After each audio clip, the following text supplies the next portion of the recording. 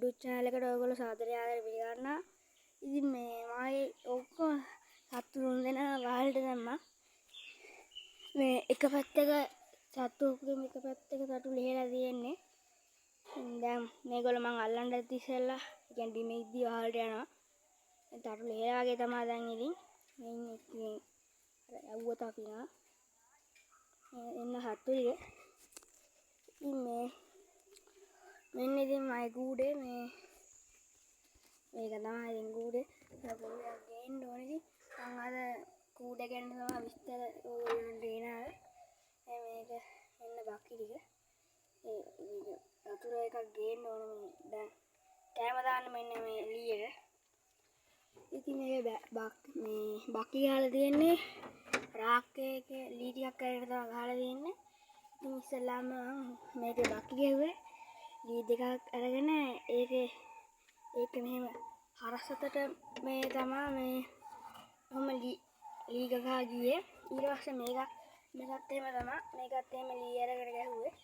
හරසතට මැදින් එකක් ගහලා මේ උඩ දෙන්නේ උඩ මෙහෙම ගහලා මෙතනින් ලීයක් ගහන්න ඕන මම කූඩේ. ඉතින් මේ මෙතනින් උල්කඩ දෙකක් තියලා තියෙන්නේ පිටර ඇටනකට මේවට නම් මේ කට්ටි තියලා තියෙන්නේ.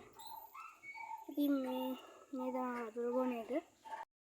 මේක දොර මේ ලොක්කයක් ගේන්න ඕනේ මම මේ දැලට මේක දාලා තියෙන්නේ. ඉතින් දැල ගත්තේ මේ කොළ පාට දැල මේක පොඩ්ඩක් හයියයි. මේක එහෙම හයියයි. මේ දැල් හයියයි. ඉතින් අනිත් දැල් වලට ගන්නවට වැඩිය මේ දැල ගන්න මේක හොඳට හයියයි.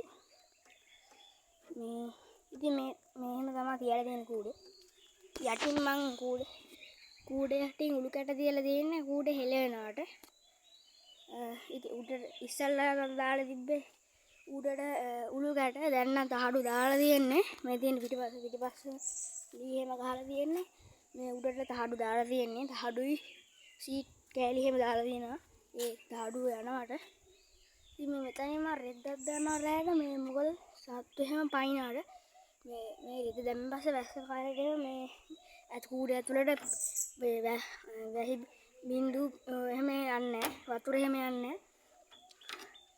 ඉතින් මෙහෙම තමයි කූඩේ. මෙතෙන්ට කැම දැම්මන් පස්සේ මේගොල්ලෝ බහිනවා මෙතෙන්ට.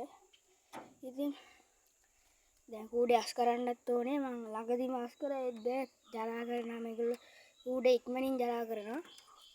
ඉතින් මේක තමයි කූඩේ. මෙන්න කූඩේ. ඉතින් මෙන්න හත්තු ටික. මෙයාට දැන් අද කිරිල්ලියක් ගෙනා සුදු එක්කෙනාට කිරිල්ලියක් ගෙන.